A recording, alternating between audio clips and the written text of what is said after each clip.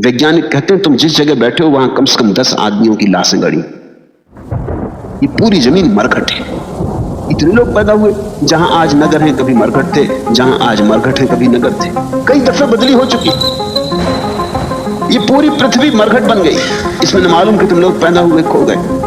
उनका तुम्हें नाम पता, ठिकाना पता, कौन थे क्या थे। तुम्हारी जैसी ही उनकी भी महत्वाकांक्षाएं थी, और तुम्हारे जैसे ही उन्होंने भी बड़े बड़े सपने बांधे थे, और तुम्हारे जैसे ही वे भी इंद्रधनुषों में जीते थे, और तुम्हारे जैसे वे भी नाम छोड़ जाना चाहते थे। क्या छूट गया है? तुम भी ऐसे ही खो जाओगे जैसे वे खो गए। और फिर ये भी सोचो कि किसी का नाम भी छूट गया, समझो कि सिकंदर का नाम छूट गया, तो सार क्या है? नाम में सार क्या है? नाम छूट भी जाए तो क्या सार है? क्या फायदा सिकंदर को? इस नाम के छूट जाने से कौन सा आनंद सिकंदर को? सिकंदर न बचा और नाम बच भी गया तो क्या करोगे? जब स्वयं ही न बचे तो स्वयं की तस्वीरें अगर टंगी भी रह गई, उनका मूल्य क्या है? किसको मूल्य, किसको प्रयोजन? सब संसार अनित्य है, सब बेशर्त निरपवाद क्षणभंगुर है। अभी है, अभी चला जाएगा।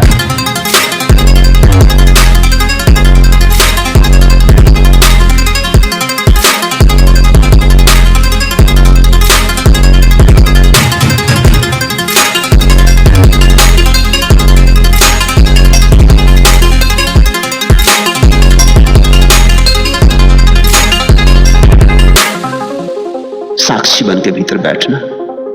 संसार में पकड़ने योग कुछ नहीं है। आंख बंद जब करोगे तो विचारों का संसार दिखाई पड़ेगा। इसमें तो पकड़ने योग कुछ हो भी कैसे सकता है? आए बुरे विचार, जाएं बुरे विचार, आए भले विचार, जाएं भले विचार, आने देना, जाने देना। तुम परेशान ही मत होना, तुम चिंता ही मत ले, तब तुम चकित होके पाओगे ये जो अनित्य भावना है, इसके आधार पर ध्यान की जड़ें मजबूत हो जाती। ध्यान पैदा होता है अनित्य की धारणा में। इसलिए सारे ज्ञानियों ने संसार अनित्य है इस पर बहुत जोर दिया है, और बुद्ध का जोर तो अतिशय है। बुद्ध ने तो जोर पूरे अंतिम तर्क तक पहुंचा दिया।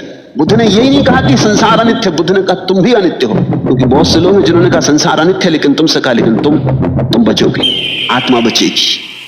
बुद्ध ने कहा यहां कुछ भी नहीं बचेगा, ना ये बाहर का बचेगा, ना कुछ भीतर का बचेगा, यहां कुछ बचता ही नहीं।